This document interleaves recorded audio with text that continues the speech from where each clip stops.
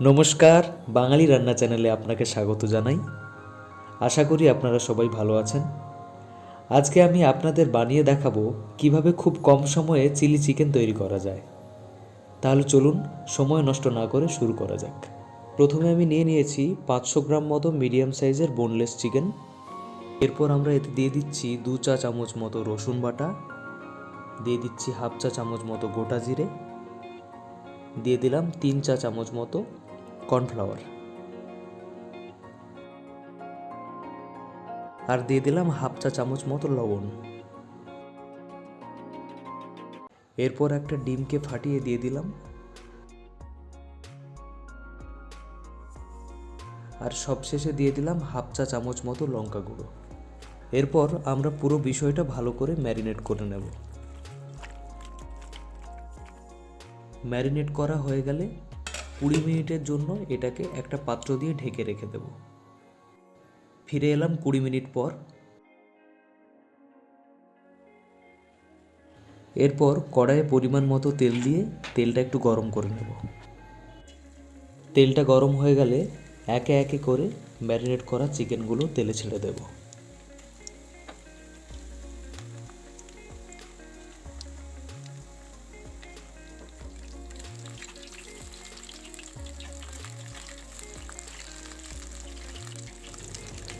ভালো করে উল্টে পাল্টে এগুলোকে ভেজে নেব।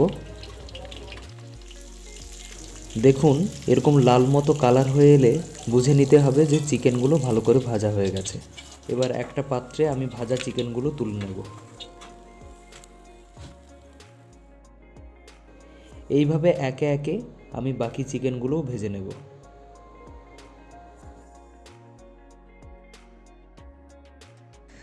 চিলি চিকেনের জন্য আমি 4টে মিডিয়াম সাইজের পেঁয়াজ এভাবে কেটে নিয়েছি, আর কেটে নিয়েছি একটা ছোট্ট ক্যাপসিকাম। এরপর কড়াইয়ে তেল গরম করে এতে দিয়ে দিলাম 2টো শুকনো লঙ্কা।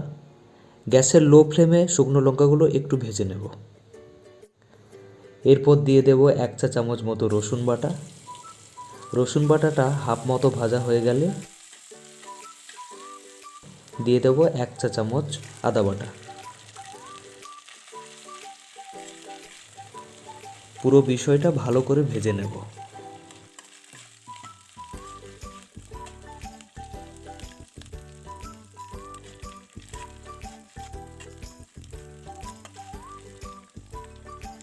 এবার কেটে রাখা পেঁয়াজগুলো তুলে দেব।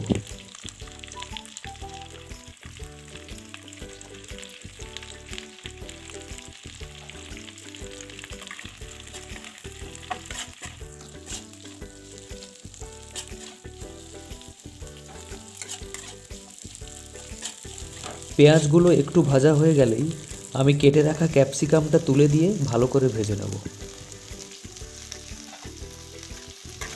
ক্যাপসিকাম আর পেঁয়াজটা হাফ মতো ভাজা হয়ে গেলে 2 চা চামচ মতো টমেটো কেচাপ দিয়ে একটু নেড়ে চেড়ে নেব।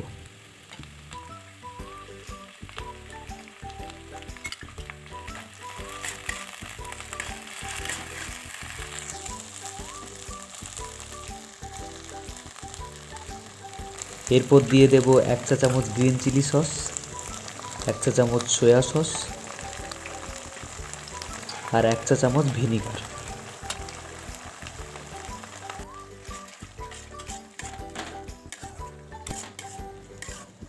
এবার পুরো বিষয়টা একটু ভালো করে নাড়াচাড়া করে আমি ভেজে রাখা মাংসগুলো এতে তুলে দেব।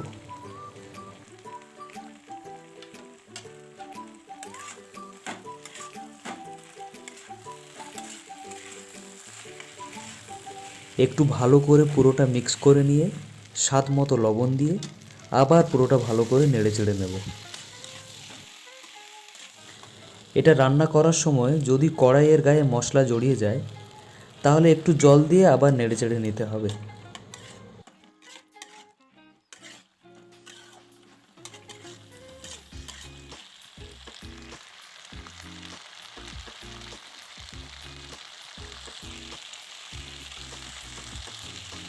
এরপর আমি আগে থেকে 1 চা চামচ কর্নফ্লাওয়ার জলে মিক্স করে রেখে দিয়েছিলাম, ওটা দিয়ে আবার পুরোটা একটু নেড়ে চেড়ে নেব।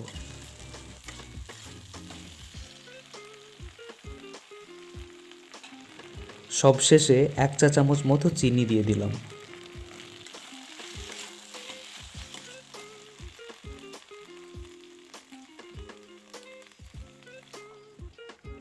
এরপর 2 কাপ মতো জল দিয়ে আবার একটু পুরো বিষয়টা নেড়েচেড়ে নেব।